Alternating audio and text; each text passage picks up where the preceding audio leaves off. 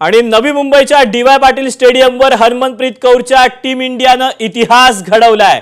भारतीय महिला संघानं दक्षिण आफ्रिकेला हरवून पहिल्यांदाच महिला वनडे विश्वचषकावर आपलं नाव कोरलं। या विजयासह कोट्यवधी भारतीय क्रिकेट चाहत्यांचं स्वप्नही साकार झालं।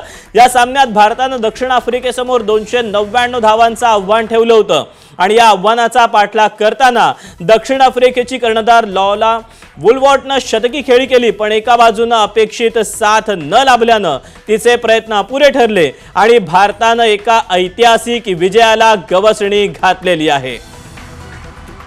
अफलातून अशी ही मॅच झालेली आहे आणि नवी मुंबईच्या डी.वाय. पाटील स्टेडियमवर हरमनप्रीत कौरच्या टीम इंडियानं इतिहास घडवलेला आहे।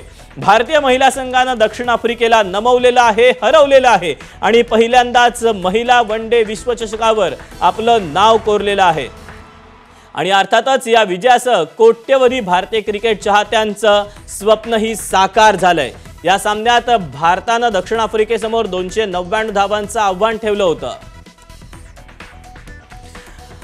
या सगळ्याबद्दल आपल्यासोबत बोलण्यासाठी क्रिकेट समीक्षक सुनंदन लेले सर आहेत। सर, किती वेळ श्वास रोखून धरला होता?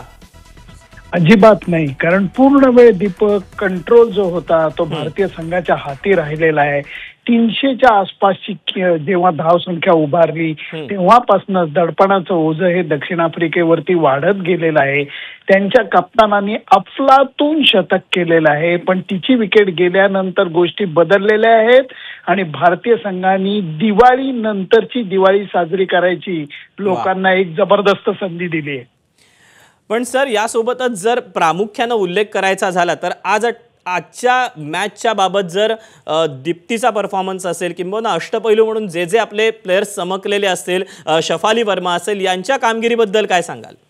शेफाली वर्मा आणि सलामीला तिने केलेली शतकी भागीदारी ही पाया रचून गेली, कारण स्मृती मंदाना आणि शेफालीची शतकी भागीदारी ही फार मोलाची होती। त्यांनी एक टोन सेट झाला आणि त्याच्यानंतर तळामध्ये दीप्ती शर्मा आणि रिचा घोष यांची भागीदारी मोलाची ठरली आणि दीप्ती शर्माचं कौतुक करावं तेवढं कमी आहे, कारण या पोरीने अर्धशतक पण केलं आणि 5 विकेट काढण्याची कमाल करून दाखवली आहे।